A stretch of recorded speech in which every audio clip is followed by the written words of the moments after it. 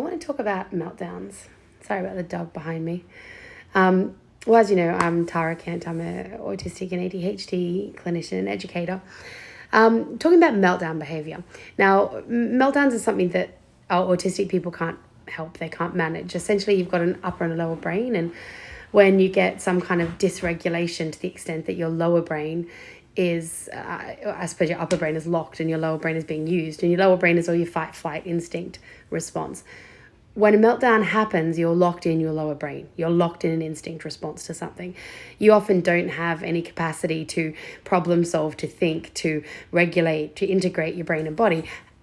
And you lose your shit, let's face it. Meltdowns are uncontrollable by autistic people, and they're distressing and they're embarrassing and they're private, and we don't want them to happen. No one ever wants a meltdown to happen. It's physically painful for most people. Let me tell you the trick though. There are only two ways to really get out of a meltdown. One of them is by distraction. Oh my God, sorry. One of them is by distraction. One of them is completion. Now, distraction means you actually get the brain out of the meltdown state and into something different. So sometimes you can actually, help somebody's brain transition to something else by providing some kind of stimulation at the same level of energy that they're at.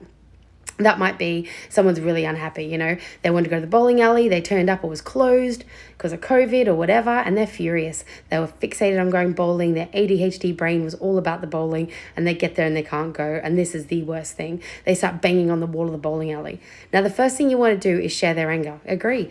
I'm furious, this stupid bowling alley. I'd be mad as well. I totally agree. I'm mad as well, but oh my gosh, time zone. Remember we went to time zone? We played on that thing, we shot the carts, and that basketball thing was so much fun. We played the basketball thing at time zone. We could totally go to time zone again. Come to the car, let's go to time zone. That's distraction. Now you got to be full on. You got to really throw the distraction out there. It's not a small thing. It's got to have energy. If that doesn't work, the person's gone too far into the meltdown. The only other way out of a meltdown is completion.